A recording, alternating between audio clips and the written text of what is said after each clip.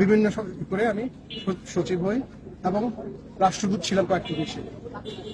আমাকে 2017 সালের ইলেকশনের আগে আমি এয়ারপোর্ট যাচ্ছিলাম আমার মেয়েকে আনার জন্য। আমাকে 8-10 জন লোক বহুদিন ধরে ফলো করছিল। আমার গাড়ি ভেঙে আমাকে নিয়ে জোর করে 2টা পিস্তল থেকে আমাকে নিয়ে গেছে এবং আমাকে আয়না করে নিয়ে এসে এখানে রেখেছে।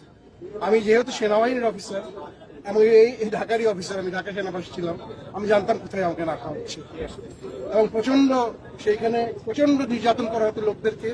কয়েকজন গুটি কয়েক আমাদের পলিটিক্যাল অফিসার যারা সেনাবাহিনীর বাণিজ্য ডুবিয়ে দিয়েছে ডিজিএফআই থেকে তারা স্বার্থান্বেষী কতজন লোক মেরেছে তারা খোদায় জানে।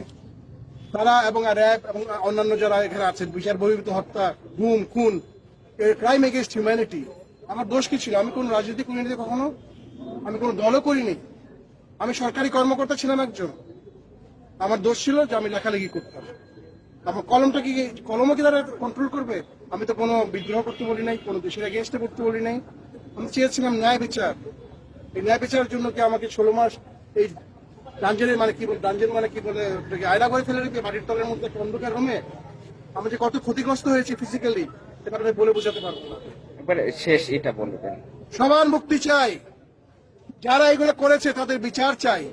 এরা পুরো জাতির, সেনাবাহিনীর সবার জন্য একটা কলঙ্ক। এরা কি কোনোদিনই এদেরকে ছাড়া হবে না, এটাই আমার দাবি। এবং আজকে আমরা বসে আছি, তারা আমাদের মুক্তি দিবে, আমাদের সামনে আনবে, আমাদেরকে রাস্তার যে চোখ বন্ধে ফেলে দিবে, যেরকম আমাকে ফেলেছিল সেরকম হবে না। জনতার সামনে তারা মুক্তি দিবে সবাইকে। জনগণ চায় তারা মুক্তি, এরাই হলো আসল মুক্তি সংগ্রামী। আসসালামু আলাইকুম। আমাকে গুম করে রাখা হয় এখানে, জায়গাটা খুবই কাছে। ওখানে এটা জয়েন্ট ইন্টিগ্রেশন সেল বলে, জয়েন্ট ইন্টিগ্রেশন সেল, ওইটাকে ডেভেলপ করে তারা আয়নাঘর বানানো হয়। প্রচুর লোক ওখানে আটকানো আছে, মানবতা জীবনযাপন করতে, কান্নাকাটি করতে, বিশ্রী একটা অবস্থা। দীর্ঘদিন ধরে কান্না, রাতে ঘুমাইতে পারে না, টর্চার নির্যাতন চলতেছে, মুখ বন্ধ। এটা তো একটা স্বাধীন দেশে হইতে পারে না। আমরা কারো করা দিন না, কাউকে উঠে নিয়ে রাখা যায় না এইভাবে। এই সেনাবাহিনী আমাদের গর্বের সেনাবাহিনী, স্বাধীনতার প্রতীক সেনাবাহিনী। এই সেনাবাহিনীর উপর বন্দুক রেখে কিছু অসৎ ডিজিএফআই কর্মকর্তা রাজনৈতিক সুবিধা নেওয়ার জন্য সেনাবাহিনীকে বদনামে ফেলাতে পারে না। এই লোকদেরকে চিহ্নিত করতে হবে, বিচার আনতে হবে, আমরা এদের সবাইকে থাকতে হবে, জবাবদিহির মনে আনতে হবে।